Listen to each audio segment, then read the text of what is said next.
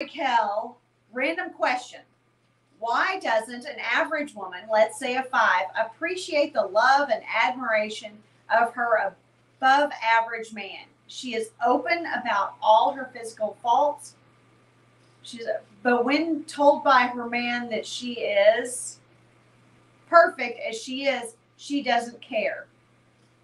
The man is being truthful and feeling as, oh God, I can't read this morning. I can't read any morning. The man is being truthful and feeling as she is perfect, but she does not appreciate the love and admiration of her spouse. Why is this? I don't know. I mean, see, okay. In our, let me start this by saying, in our experience, most fives and sixes, they pretty much know where they lie, and they're more appreciative in general on the front end of the attention that they get. They have to work harder for it. They're going to give better blowjobs. They're going to be more active sexually because they're fives and sixes. They're not seven, eights, nines. They may think they're tens, but it's their personality that makes them that way. But which is a running joke. That's pretty good. Anyway, you know, I think that all women over time are prone to get bitter by life circumstances, and so that may be more what you're referring to, is a girl who just doesn't appreciate because life is not turning out the way she thought it was. So you're talking about the admiration of your spouse and not a short-term girlfriend. So this is clearly an over time kind of relationship.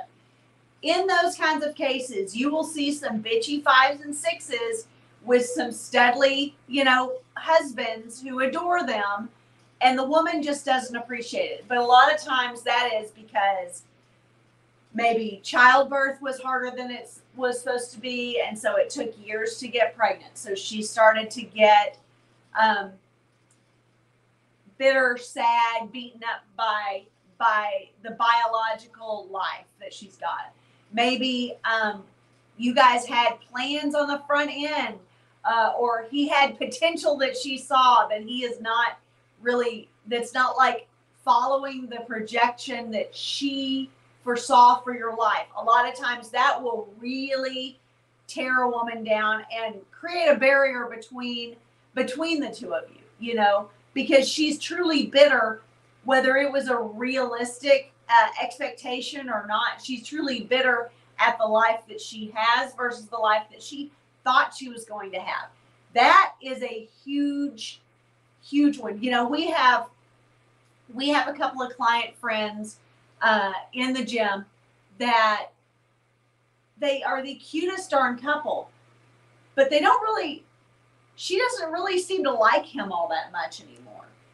And it truly does come down to a respect issue. I think a timing issue. There's a lot that's on her plate right now, and I think her husband just takes the back burner. Again, never stop dating, never stop fucking, never stop. All of these things could cure this, but she doesn't. She doesn't watch our show, so she is very much. I mean, she's cute as a button, but I would say she's a 5'6". She's just a cute little fire plug, We adore her, but she doesn't appreciate this like 6'6" handsome, charming husband that she has. I mean, do you have any? I feel like I'm doing. Oh, you're killing it. You're killing it. No, I'm not. I didn't want to interrupt. And I'm glad you kind of let off with this.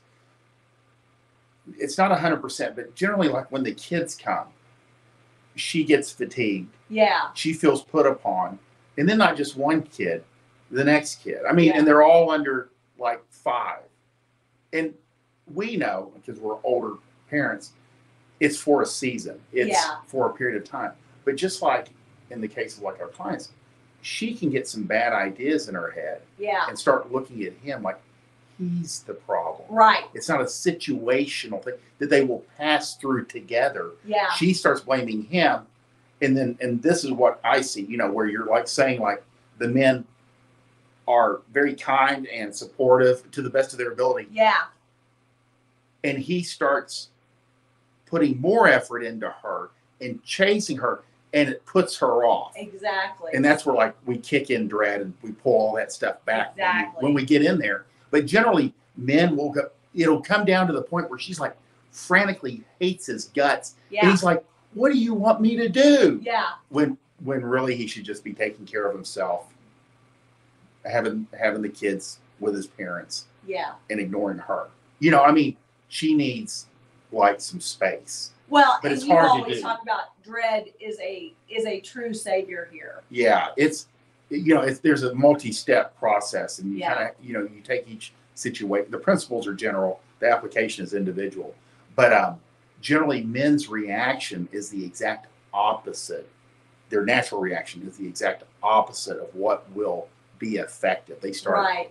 putting more time in, talking to her, just it's just not Falling good. all over themselves Yeah, to try yeah, and make her happy, and it and just nothing's makes her- going to make her happy. Makes her crazy. Yeah. And then you're at the point where like he should really like put her shit out in the yard or push her out of a moving car.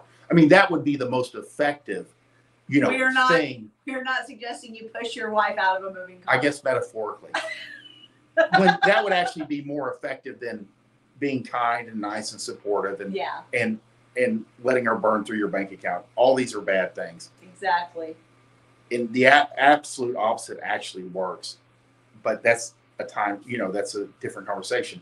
This is what you're describing is extremely common, Yeah, especially if she doesn't have the right background or support in place when the children come. sure. It takes a lot. It's like the old, I know it sounds kind of cheesy, but what is it? It takes a village to raise a child. I mean, usually if her parents or your parents are involved and there's backup and there's family in the area, these things you pass through them more united, Right. And that's the key. And that's why with that, never stop dating, that list that I put out all the time, that is one of the major keys is you remain more united as a couple, and remember that you're a couple first when you always keep that relationship at the forefront of everything else. Everything else. There are emergency situations that come up occasionally, but for the most part, you two come first no matter what. No matter what. Blood, fire, and broken bones. Those are the exceptions. it's good stuff. Yeah. Oh, let's see. Oh, Bethany wrote in, this is spot on. Most exhausted women just need space and peace. It's like they just need, and it helps both of you. It helps the man because he goes and gets a workout in, he goes and rides his bike, he goes and does something that makes him happy, plays golf. She realizes she has time to miss him a little bit, which goes a long way. And maybe she can recharge her batteries and then be happy to see him again. Mm-hmm. Yeah. It's great. All right. We have time for maybe one more. Man, this thing's flown by.